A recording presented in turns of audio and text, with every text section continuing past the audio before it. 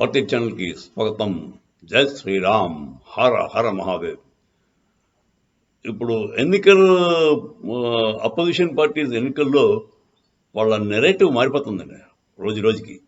మొదట్లో ఏమన్నారు, ఏముంది యాంటీ ఇన్కంబెన్సీ వచ్చేసింది, మోదీ అంటే ఎవ్వడికి ఇష్టం లేదు, దాంతో ఎన్డీఏ కూటమికి ఎన్డీఏకి దానంతటా 220 సీట్ల కంటే రావు, ఎన్డీఏ కూటమికి 270 కంటే దాటదు. అంటే మ్యాజిక్ ఫిగర్ 272 దగ్గరికి వెళ్తారు కానీ అది చేరుకోలేరు అని చెప్పి, గవర్నమెంట్ ఫామ్ చేయలేరు అని చెప్పేసి చాలా స్ట్రాంగ్గా చెప్పారు. అంటే వాళ్ళు నమ్మలేదు కానీ వాళ్ళు నమ్మించుదాం ట్రై చేశారు. అంటే ఎవరైనా తటస్థులు ఉంటే వాళ్ళు వైపు ఓటేస్తారన్న చిన్న ఆశతో.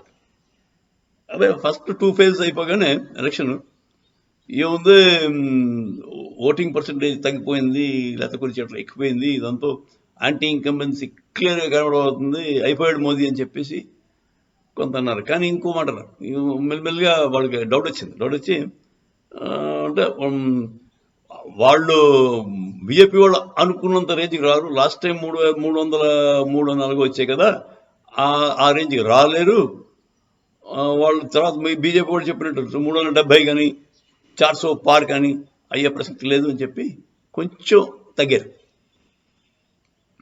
అలాగే ఇప్పుడు ఫైనల్ స్టేజ్కి వచ్చేసరికి వాళ్ళు ఏమంటున్నారంటే, ఈవీఎంలు తేడా, ఈవీఎంలు ట్యాంపర్ చేసేశారు, తర్వాత ఏమో ప్రతి బూత్ నుంచి మీకు పర్సంటేజ్ ఆఫ్ ఓటర్స్ తాలూకు డేటా కరెక్ట్గా రావట్లేదు, అది వేస్ట్, అంటే ఎలక్షన్ టైం క్లోజ్ అయ్యాక కూడా పర్సంటేజ్ ఆఫ్ ఓట్స్ పెరిగిపోతున్నాయి, అంటే ఎక్కడో ఎలక్షన్ కమిషను మోదీ కమ్మక్కి అయిపోయారు, వాళ్ళిద్దరూ కలిసేసి ఓట్లు వేసేసుకుంటున్నారు అని చెప్పి ఇదొక దొంగ ప్రచారం చేయడం అన్నమాట. అంటే ఈ ప్రచారం చేస్తానంటే ఆబ్వియస్గా అబ్కీ బార్ 400 పార్. ఎందుకంటే అమిత్ షా ఒక మాట అన్నాడు, ఒక 4 ఫేజుల ఎలక్షన్ అయ్యగానే అమిత్ షా ఒక మాట అన్నాడు, మాకు ఆల్రెడీ 270 దాకా వచ్చేసాయి, ఇంకా వచ్చేవన్నీ కూడా బోనస్ పాయింట్స్, అంటే మా కావాల్సిన మ్యాజిక్ ఫిగర్ మేము రీచ్ అయిపోయాం అని చెప్పి అమిత్ షా అన్నాడు. అంటే అమిత్ షా అన్న దానికి అంత ఇంపార్టెన్స్ ఎందుకు వస్తుందంటే, అమిత్ షాకి అలాంటి టాప్ లీడర్స్ అందరికీ కూడా వాళ్ళకి ఎలక్షన్ ఒక ఫేజ్ అవగానే ఆ బూత్ల దగ్గర నుంచి అక్కడి నుంచి ఇన్ఫర్మేషన్ వస్తుందండి. తర్వాత బీజేపీ వాళ్ళు కూడా వాళ్ళు సీక్రెట్గా వాళ్ళ ఎగ్జిట్ పోల్స్ జరుపుకుంటూ ఉంటారు. బీజేపీ పార్టీ పరంగా కూడా 2-3 ఎగ్జిట్ పోల్స్ నడుస్తుంటాయండి. ఆ ఎగ్జిట్ పోల్స్ తాలూకు రిజల్ట్స్ అన్నీ కూడా వీళ్ళకి వస్తుంటాయి. ఎగ్జిట్ పోల్స్ రిజల్ట్స్ మధ్యలో మనకి చెప్పరు, కానీ పార్టీ లీడర్స్కి తెలుస్తుంది. అంటే అమిత్ షా గారు బీజేపీ పార్టీ లీడర్కి తెలుస్తుంది, కాంగ్రెస్ వాళ్ళకి కూడా తెలుస్తుంది. దాంతో దాన్ని బట్టి చెప్పాడు అతను, ఊరికే మా ఆషామాషిగా చెప్పలేదు. ఆల్రెడీ మాకు 4వ ఫేజ్ అవగానే మాకు ఆల్రెడీ 270 రీచ్ అయిపోయాం.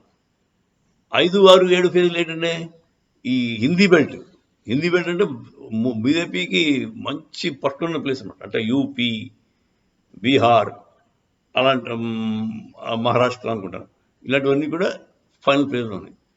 ఈ అంటే వెస్ట్ బెంగాల్ కూడా ప్రతి ఫేజ్లో ఉంది. అది వెస్ట్ బెంగాల్లో కూడా క్లీన్ స్వీప్ అంటున్నారు. దాంతో ఈ టైంలో కూడా 270కి ఇంకో 100 వచ్చినా 370 అన్నది సరిపోతుంది.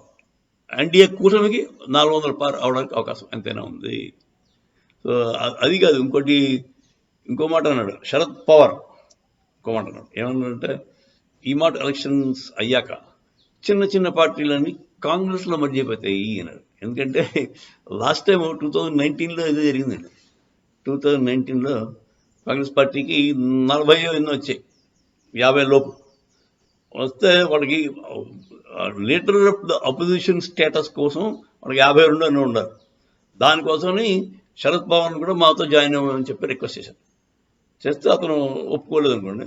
సో ఈ మాట కాంగ్రెస్ కానీ దానికి అలాగే 40 లోపు 30 లోపు వస్తే మిగతా చిన్న పార్టీలన్నీ కలుపుకుని ఒక leader of the opposition status కోసం ట్రై చేస్తాడు అని చెప్పి అలా డైరెక్ట్గా అనలేదు.